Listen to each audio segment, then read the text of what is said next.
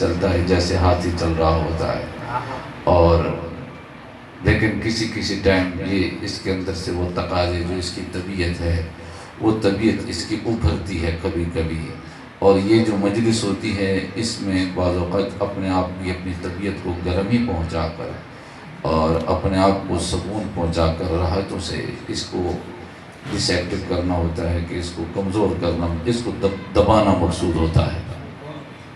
اور اللہ تبارک و تعالیٰ نے انسان کے اندر یہ ایک گہرائیاں ہیں، اور آج کی جو مجلس ہے بالخصوص جناب حضرت غوث پاک رضی اللہ تعالیٰ عنہ، حضرت شیخ عبدالقادر جیلانی، غوث سمدانی، اور ان کی بارگاہ میں خراج عقیدت بھی پیش کرنا ہے۔ اور آپ کی عمر 56 سال کی، اور 29 شعبان کو آپ کی پیدائش ہوئی، اور ربیع الاول کی ربیع الثانی کی 11 تاریخ کو آپ کا وصال مبارک ہوا۔ یہ 96 سال آپ کی عمر تھی، آپ نے رشد و ہدایت کا پیغام پہنچایا۔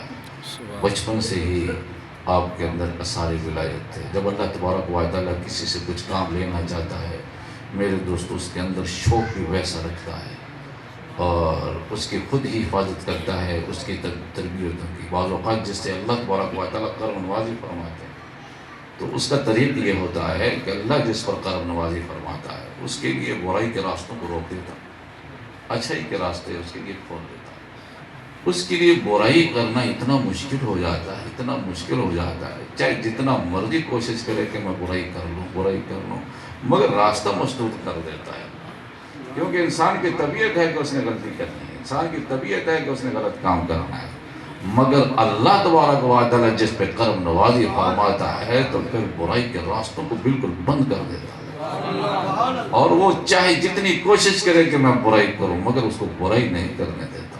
ایک دفعہ ایک بزرگ تھے، ان کے پاس وہ ایک آدمی آیا، کہنے لگے کہ میں رسول کریم صلی اللہ علیہ وسلم اللہ کا دیدار کرنا چاہتا ہوں، اللہ کا دیدار کرنا چاہتا ہوں۔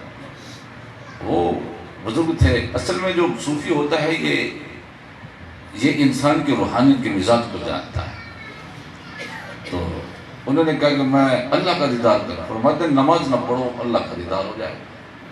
بڑا حیران ہوا، کہنے لگا کہ نماز نہ پڑھو اللہ کا دیدار ہو جائے گا۔ انہوں نے اس شیخ کی بات پہ عمل کرتے ہوئے سنت چھوڑ دی، فرض پڑھ دیے اور سنت اس نے چھوڑ دی۔ خواب میں رسول کریم صلی اللہ علیہ وسلم کا دیدار ہوا۔ سبحان اللہ۔ سرکار نے فرمایا کہ اے میرے محبوب، میرے پیارے، تو نے سنتوں کو کیوں ترک کر دیا؟ سبحان اللہ۔ کھڑے ہو کے سنتیں پڑھنا شروع کر دی، اور انہوں نے کہنے لگے کہ وجہ کیا تھی؟ شیخ کے پاس پہنچے، کہنے لگے یا حضرت میں نے آپ کی بات پہ عمل، فرض تو میں نے پڑھے مگر سنت میں نے نہیں پڑھی، لیکن میرے ساتھ یہ معاملہ ہوا، اس میں راز کیا تھا؟ فرمایا کہ راز یہ ہے کہ تم اللہ کے مقربین میں شامل ہو گئے ہو۔ جب آپ فرض ترک کرتے تو اللہ خود کہتا کہ میرے بندے تو یہ کیا کر رہا ہے۔ فرمایا کہ تجھے خود آ کے اٹھاتا، جب اٹھاتا تو دیدار اللہ کا ہو جاتا۔ میں نے اس لیے تجھے کہا تھا کہ فرض نہ پڑھنا۔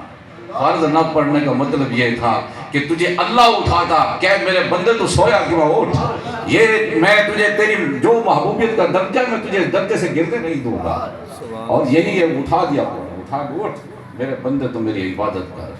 فرمایا کہ یہ طریق ہے اللہ کا۔ جب اللہ تبارک و تعالیٰ کسی سے محبت فرماتے ہیں تو محبت کا مطلب یہ ہوتا ہے کہ خدا تبارک و تعالیٰ برائی کے راستوں کو روک دیتے ہیں۔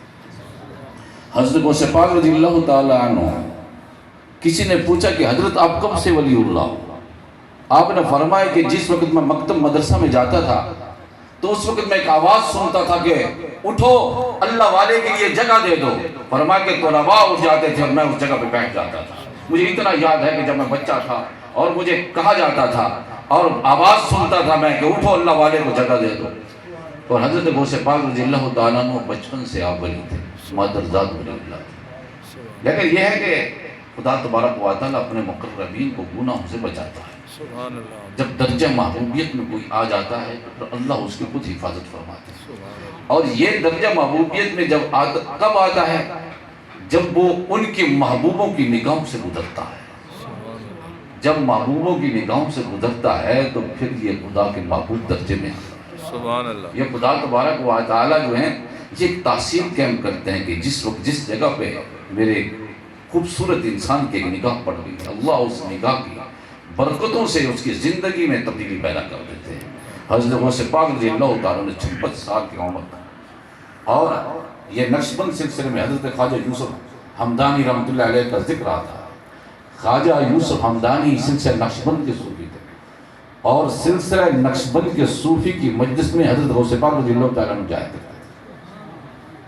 آپ فرماتے تھے کہ عبد القادر تبلیغ کرو، آپ فرماتے کہ میں اجمی ہوں، یہ بغداد شہر کے لوگ بڑے ادیب ہیں اور عابدان ہیں، میں ان سے کیسے بات کروں؟ آپ نے فرمایا کہ میں تمہارے اندر سے دیکھ رہا ہوں، یہ ایک ایسا پودا دیکھ رہا ہوں کہ جتنا طاقتور درخت بنے گا۔ سبحان اللہ۔ فرمایا کہ اتنا طاقتور درخت بنے گا، میں تمہارے چہرے سے مجھے محسوس ہو رہا ہے اور لگ رہا ہے۔ اکثر یہ جس وقت یہ صوفی لوگ ہوتے ہیں تو صوفی ان کے طبیعت سے ایک اچھی مہک اور خوشبو آتی ہے جس کو ہم کشش ان کے ساتھ رحمت پیدا ہو جاتی ہے۔ صوفی کی ایک اپنی خوشبو ہوتی ہے، صوفی کا ایک اپنا معیار ہوتا ہے، اللہ والے کی مجلس اور اللہ والے کی جو طبیعت کی خوشبو ہوتی ہے وہ جیسے بھی گزرے محسوس ہو جاتا ہے کہ یہ اللہ والا ہے، اللہ والا ہے۔ اور باجی بستانی رحمۃ اللہ علیہ سلسلہ نقشبند کے صوفی تھے، اور یہ سلسلہ نقشبند کے لوگ جو ہیں یہ مشائخ جو ہیں یہ ان کی سب سے بڑی خصوصیت یہ تھی کہ یہ اپنے احوال پہ کنٹرول کرتے تھے، اپنے احوال پہ، اور ان کی کوشش یہی ہوتی تھی کہ مست ہو جاؤ مگر